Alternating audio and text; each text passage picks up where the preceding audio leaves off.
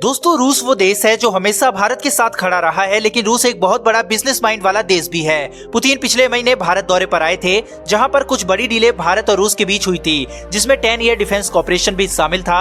लेकिन रूस के राष्ट्रपति पुतिन और भी कई बड़ी डीलों की उम्मीद लेकर भारत आए थे, जिसमें न्यूक्लियर पावर प्लांट जैसे कई प्रोजेक्ट थे, जिसे रूस चाहता था कि उन्हें मिले। इसके साथ ही कोई बड़ा रक्षा समझौता भी भारत और रूस के बीच उस दौरान नहीं हुआ था। वो रूस के राष्ट्रपति पुतिन का कोविड के बाद से केवल दूसरी विदेश यात्रा थी, इसलिए पुतिन बड़ी उम्मीदें लेकर भारत आए थे। मगर भारत की बढ़ती आत्मनिर्भरता, खासकर डिफेंस सेक्टर में, जिस कारण लगातार भारत रूस से हथियार खरीदने में कटौती कर रहा है, और ये पिछले 5 सालों में काफी कम हुआ है। छोटे बड़े हर तरह के हथियार भारत रूस से खरीदता था, लेकिन भारत सरकार ने कई हथियारों पर तो विदेश से खरीदने पर प्रतिबंध ही लगा दिया है। साथ ही कई डिफेंस डील रशिया से भारत ने कैंसिल भी कर दी है। इसके परिणाम स्वरूप रूस पाकिस्तान के साथ अपने संबंध मजबूत करने में जुट गया है। और अब दोस्तों, आप टाइम्स नाउ और बिजनेस स्टैंडर्ड का आर्टिकल स्क्रीन पर देख सकते हैं, जिसमें यह साफ लिखा हुआ है कि रूस के राष्ट्रपति व्लादिमीर पुतिन पहली बार पाकिस्तान का दौरा करने जा रहे हैं, और यह लगभग ऑफिशियली कंफर्म भी हो चुका है। इस दौरे से पाकिस्तान को क्या मिलने जा रहा है, ये भी मैं आपको बताऊंगा।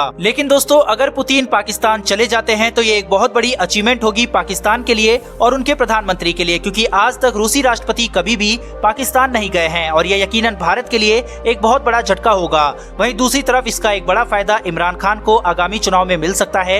इससे पहले पिछले साल रूसी विदेश मंत्री ने 9 साल बाद करीब पाकिस्तान का दौरा किया था। पाकिस्तान और रूस के बीच बढ़ती नजदीकियों का सबसे बड़ा असर भारत पर देखने को मिल सकता है। भारत को विरोध के बावजूद रूस और पाकिस्तान हर साल सैन्य अभ्यास भी करते हैं। द एक्सप्रेस ट्रिब्यून की रिपोर्ट के अनुसार रूसी राष्ट्रपति पुतिन की पाकिस्तान यात्रा को लेकर पिछले 2 सालों से दोनों देशों के बीच बातचीत हो रही है। खबर के मुताबिक रूस चाहता है कि पुतिन की पाकिस्तान यात्रा के दौरान किसी बड़ी परियोजनाएं या दूसरी कोई पहल होनी चाहिए, जिसका ऐलान किया जा सके। एक्सपर्ट्स के मुताबिक पुतिन तभी यात्रा करना चाहते हैं जब उनके पास बेचने को कुछ बड़ा हो।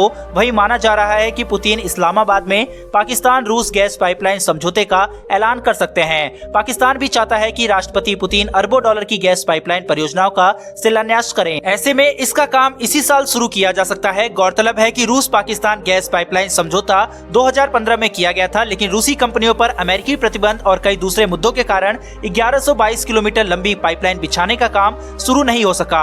अगर ये पाइपलाइन बिछ जाती है तो पाकिस्तान को रूस से सीधे तेल और गैस की सप्लाई शुरू हो जाएगी। इससे ऊर्जा जरूरतों के लिए पाकिस्तान की निर्भरता खाड़ी देशों से कम हो सकती है। भारत के साथ संबंधों को लेकर रूस शुरू से ही पाकिस्तान से किनारा करता रहा है, लेकिन 2009 के बाद भारत और अमेरिका के बीच घनिष्ठ संबंधों के बनने से बेचैन रूस ने पाकिस्तान के साथ संबंधों को मजबूत करना शुरू कर दिया था।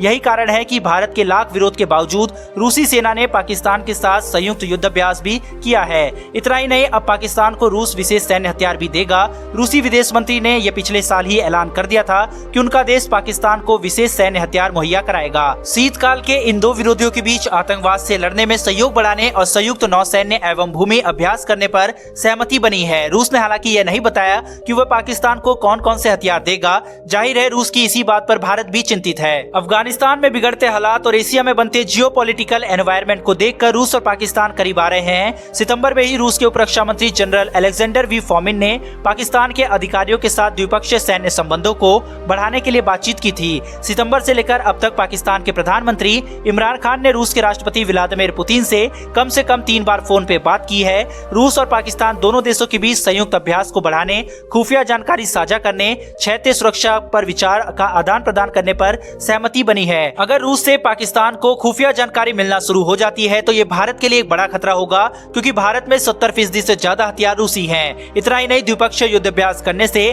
पाकिस्तान को रूस के उन हथियारों के बारे में ज्यादा जानकारी मिल सकती है जिसका इस्तेमाल भारत करता है। पाकिस्तान के लिए सबसे बड़ा खतरा ही भारत है। ऐसे में वो रूस को अपने पाले में करके खुद की ताकत को बढ़ाने की कोशिश कर सकता है। दोस्तों, मेरा आपसे सवाल है, जिसका जवाब आप जरूर कमेंट बॉक्स में दीजिएगा कि क्या भारत को रूस से अपनी निर्भरता को कम करते हुए अमेरिका से ज्यादा हथियार खरीदना चाहिए या नहीं? क्योंकि अमेरिकी हथियार महंगे जरूर हैं, लेकिन वो रूसी हथियार की तरह आए दिन क्रैश या दुर्घटनाग्रस्त नहीं होते।